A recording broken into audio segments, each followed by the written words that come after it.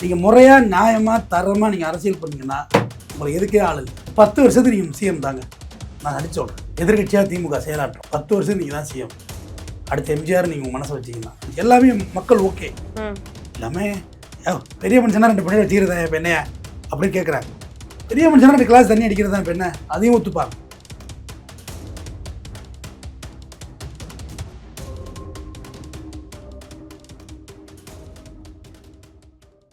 விஜய் கட்சியில் போய் சேரணும்னா உங்கள் ஊரில் ஒரு ஆட்டோ ரிக்ஷா ஓட்டிகிட்டு இருப்பாங்க, அவர் தான் மாவட்ட செயலர் இருப்பார். அவர் போய் பார்த்துட்டு வந்தால் தான் விஜய் கட்சியில் சேர முடியும். அந்த கட்சியோட உள்ளுவரத்தை நான் சொல்கிறேன். போகணுன்னா வாங்கன்னு எத்தனை போய் வைக்கிறாங்களா? உங்கள் ஏரியாவில் உள்ள மாவட்ட செயலர் இருக்காங்களா, அவர் பார்த்துட்டு போய் அவங்களோட போட்டோ எடுத்துகிட்டு வந்து ஒப்புதல் ஆனவர் தான் இங்கே வரணும். எங்கே வரணும்? பனையூருக்கு வரணும். கேட்டு திறந்துடணும். இப்போ பக்கன்னு தேட்டர் மாதிரி உள்ளே போந்தெல்லாம் நினைக்காதீங்க. இந்த ஐடியா இருந்தால் மனசில் தான் அழிச்சிருங்க எல்லாரும். இப்போ மாவட்ட செயலர் பார்த்துட்டு வரணும். அவங்க உங்களோட எளிமையாக இருப்பாங்க, உங்களோட பல மடங்கு அரசியல் ஜூனியராக இருப்பாங்க. அவங்களுக்கு எழுத நீங்கள் அரசியல் பண்ணி ஆகணும். ஆனால் இப்போ ராஜினாமா பண்ணுறது எல்லாருமே அதிமுக தானே. தாவேக்காரன்னு ஜெயிச்சு உள்ளே வந்துட்டா மெஜாரிட்டி தாவேக்கா எடுத்துலமா அல்ல சில்லுன்னு சொன்னார். அவங்க நம்பி கட்சி நடத்த வேண்டிய இல்லை, முழுக்க விஜய் சின்னத்துக்கு வந்துடும், விசல் சின்னத்துக்கு வந்துடும். ஆல்ரெடி கட்சி தாவல் தடை சட்டம் இருக்கு. எப்படி இருந்தாலும் இவங்க நம்ம விட்டுட்டு தான் விடையாந்தவங்க, ரெட்டலையே விட்டு விடையாந்தவங்க. நம்மள விட்டுட்டு போக மாட்டாங்கன்னு இருக்கு. இப்போ விட்டுட்டு போக முடியாது. 3ல் 2 பகுதி இருந்தால் தான் நீ கட்சி தாவலாம். ஏன்னா கட்சி தாவல் தடை சட்டம் உங்கள் மீது பாயும். மிக தெளிவாக அரசியல் பண்றது இப்போ தாவேக்கா தான். பக்கா அரசியல் பண்றாங்க, அழகான அரசியல். அது பலிகடானது அதிமுக. முடிச்சா விட்டாங்கம்மா அந்த கட்சியை. இல்ல அதிமுக இப்படி அழிஞ்சு போறதுக்கு முக்கிய காரணமே எடப்பாடி பழனிசாமி அவங்க தான் அப்படின்னு சொல்லிட்டு சிவி சண்முகம் அவர்கள் சொல்லியிருந்தாங்க இல்லையா? இப்பதான் அந்த இடத்துக்கு வர்றாரு அவரு. அண்ணா மயில ரெட்டன் என்ன இப்பதான் அந்த இடத்துக்கே வர்றீங்களா அண்ணன்? அந்த இடம் ஒரு 10 வருடத்துக்கு முடிய போட்டேன்னு என்னைக்கு நீங்க சிவி சண்முகத்தோட பேட்டி இருக்கு. அவர் அம்மானா அம்மா இல்ல சின்னம்மா, அம்மாதான் அம்மா அப்படின்னாரு. இப்படியே சொன்னாரு. வீடியோ இருந்தா வெட்டி வைங்க. சின்னம்மா அம்மா பண்ண ஊழல்னாலதான் சின்னம்மாவுக்கே கெட்ட பேருன்னு சொன்னாரு சிவி சண்முகம். பேட்டி இருக்கு. ஜெயலலிதா தான் ஊழல் பண்ணிதான் செத்து போச்சு இல்லது. அந்த அம்மா செஞ்ச ஊழல்னால சின்னம்மாவை கெட்ட பேர் ஆயிட்டுன்னாங்க. எல்லாருமே காலில் விழுந்தாங்க. சசிகலாமா ஒரு சின்ன கரிச்சி வச்சுட்டு தொடச்சிக்கும். கரிச்சி பெருமை ஒரு மாதிரி ஹேண்டில் பண்ற மாதிரி ஸ்கொயரா வச்சிருக்கும். நான் எல்லாத்தையும் வாட்ச் பண்ணுவேன். ஸ்கொயர் வரைக்கும் கட்சி இப்படிதான் இருக்கும். அடுத்து உடைக்கும்.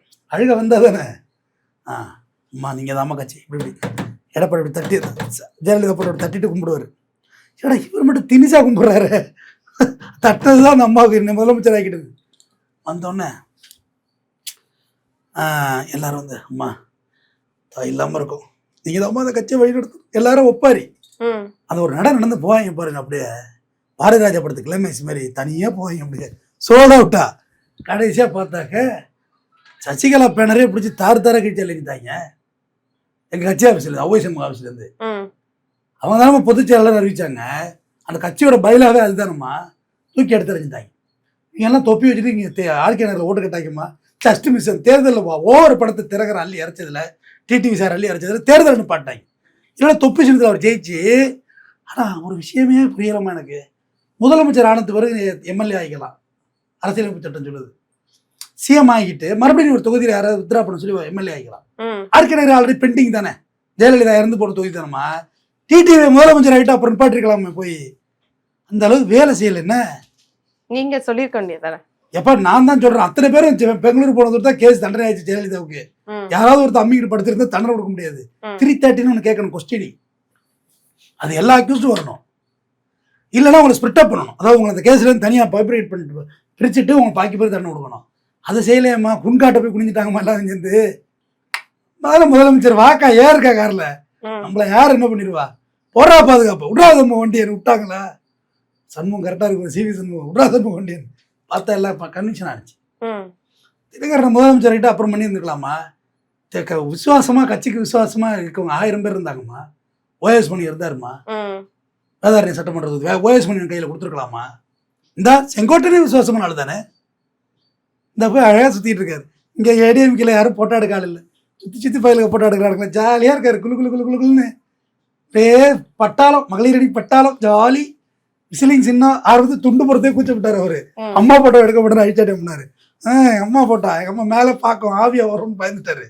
அப்புறம் தூக்கி போட்டு சொருடா தளபதி போட்டவன் கழுத்தில் துண்டு போட்டு அவரே ஸ்டைலாக துண்டு போடுறாரு. இங்கே பிஸியாக இருக்காருமா அந்த கட்சியில். இங்கே யாருமா மதிச்சா அவரெல்லாம் கட்சியோட பில்லர்ஸை பூரா கழட்டி விட்டா பில்டிங் எப்படி தாங்கும்?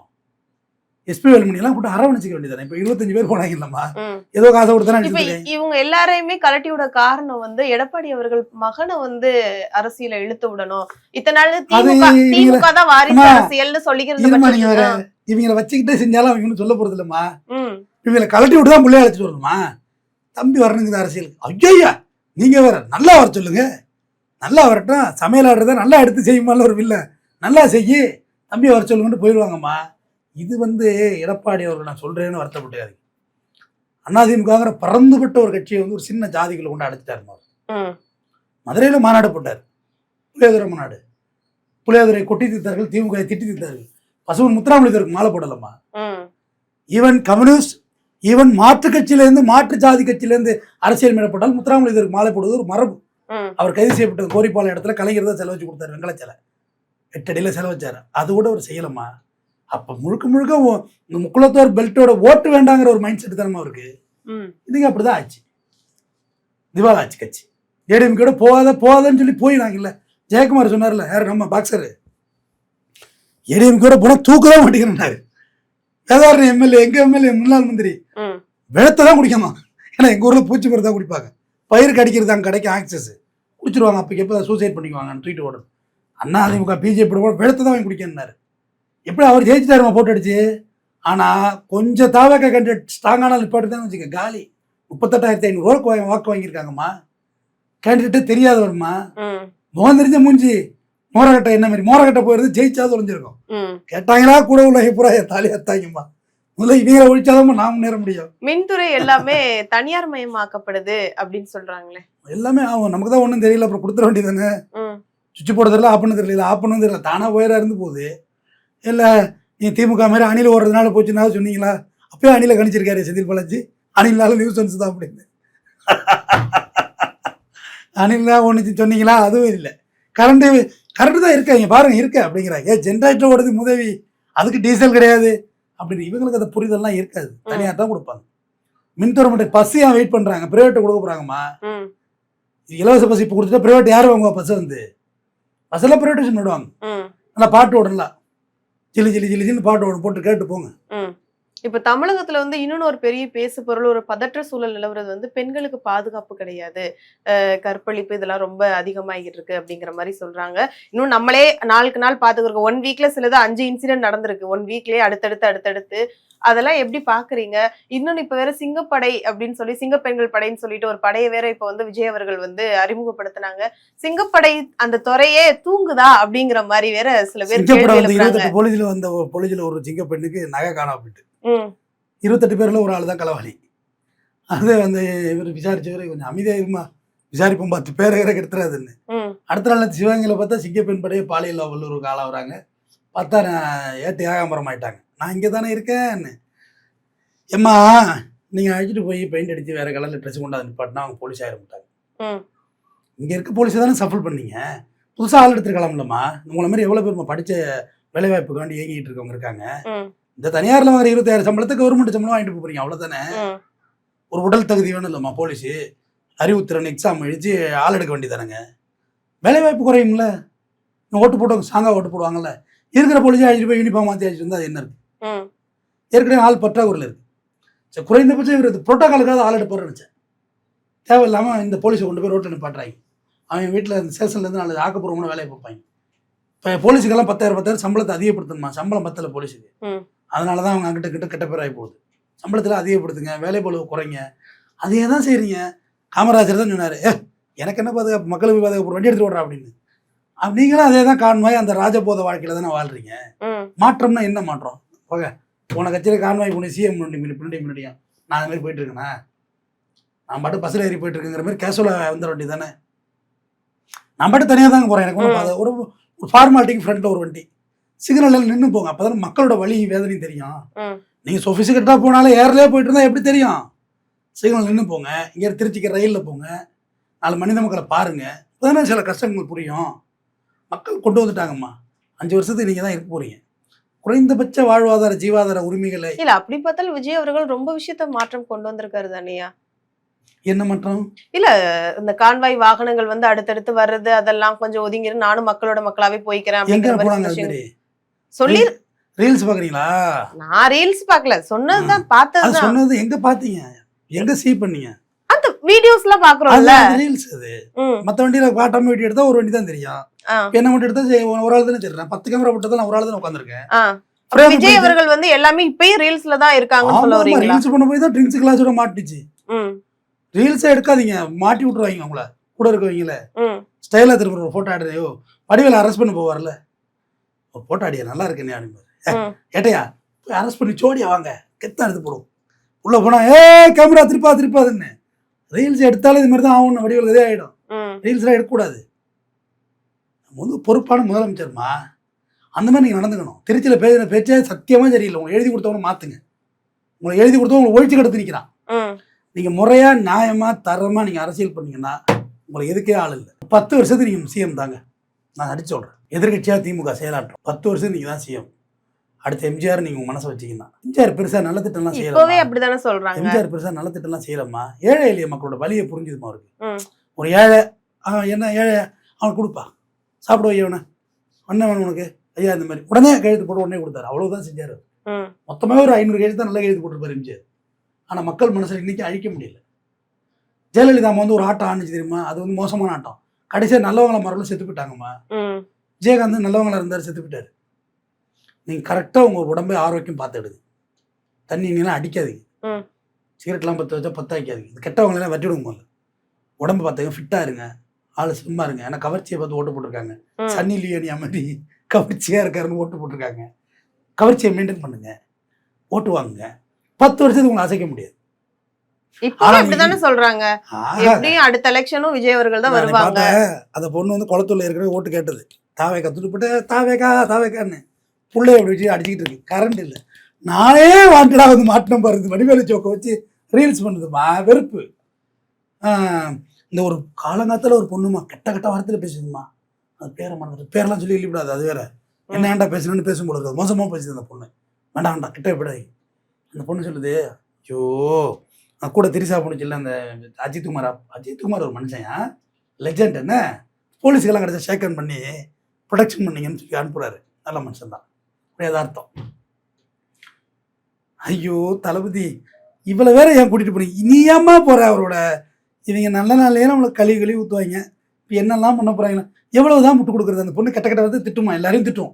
இதை பார்த்தாலும் திட்டும்.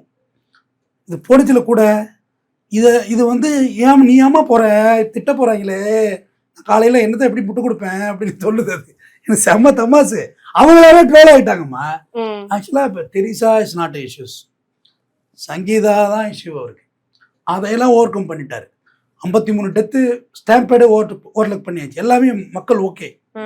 எல்லாமே பெரிய மனுஷனா 2 பண்ணி வச்சுக்கிறதா இப்போ என்னையா அப்படின்னு கேட்குறாங்க. பெரிய மனுஷனா 2 கிளாஸ் தண்ணி அடிக்கிறதா இப்போ என்ன, அதையும் ஒத்துப்பாங்க.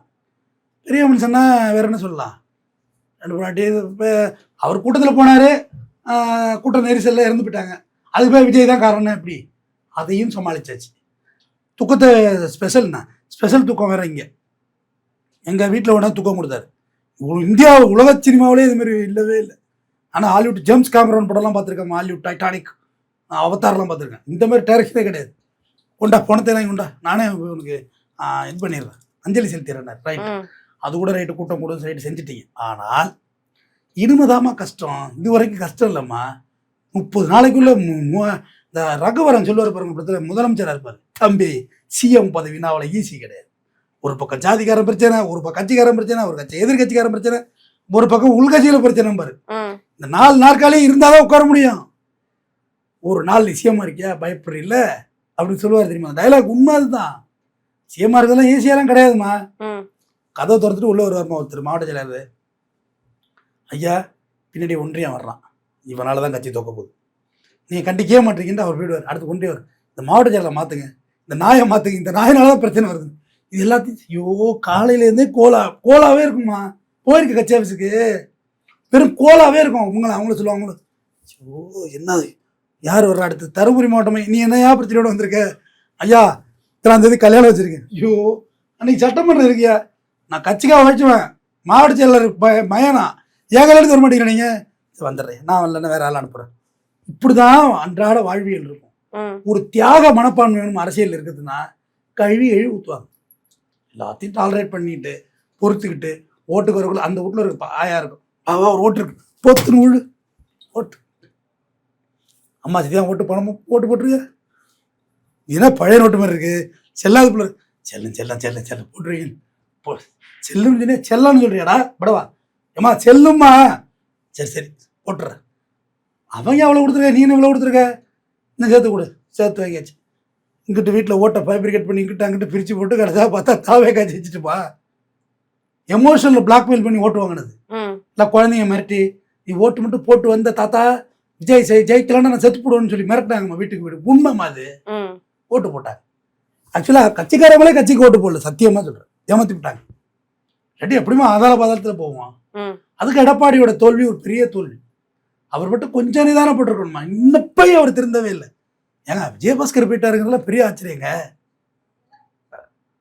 அவர் ரொம்ப விளம்பர பாஸ்கர் அவரே போயிட்டாரா ரைட்டு எல்லாம் அங்கே தான் படம் எடுக்கிறாங்க எல்லாம் செங்கோட்டையன் டிராயிங்க வா இங்கே வா ஏன் கஷ்டப்படுறீங்க வா அம்மானே 5 வருஷத்துக்கு தளபதி தான் என்ன செய்யணும் சிலடி துண்டை போட்டு கழுத்துல தளபதி போட்டா வை என்ன அது அம்மா வச்சது போட ஆக்டர் வையா போட்டோம் வந்துட்டு தளபதி அவ்வளோதான் இவர்கள் யாரும் விஜயை பார்க்கவே முடியாது நான் சொல்றேன் இது விஜயபாஸ்கரே விஜயை பார்க்க முடியாது ஆதவர்ஜனா பார்க்கலாம் புஷியானந்த பார்க்கலாம் செங்கோட்டையன் பார்க்கலாம் இவர்கள் மீறி அங்கே பவர் செக்டரே கிடையாது புஷியானந்த பார்த்தா எவ்வளோ கிண்டலும் கேலிமா எல்லாம் பண்ணாங்க அவர் தான் அவங்க பவர் செக்டரே அவர் தாண்டிலாம் ஒன்றும் அரசியலே கிடையாது யார் சொல்கிறா செங்கோட்டையன் நீங்கள் தான் அப்படி பேசாதீங்க ரொம்ப சங்கடமாக இருக்குண்ணே அவர் சொல்கிறாரு அதிமுக முழுவரை போட்டு அப்படின்னாரு ஆதவர்ஜன் அடுத்து பேச போனார் ஐயோ இவன் வேற மைக்கு பிடிக்கிறாரேன்னு அதிமுக முழுவாது தாவேக்கார வரையும் முழாது அப்படின்னா என்ன அர்த்தம் எங்கள் மாமா எல்லாரும் மாமியா எல்லாரும் ஓட்டி வந்துருவாங்க இங்கேயாக்க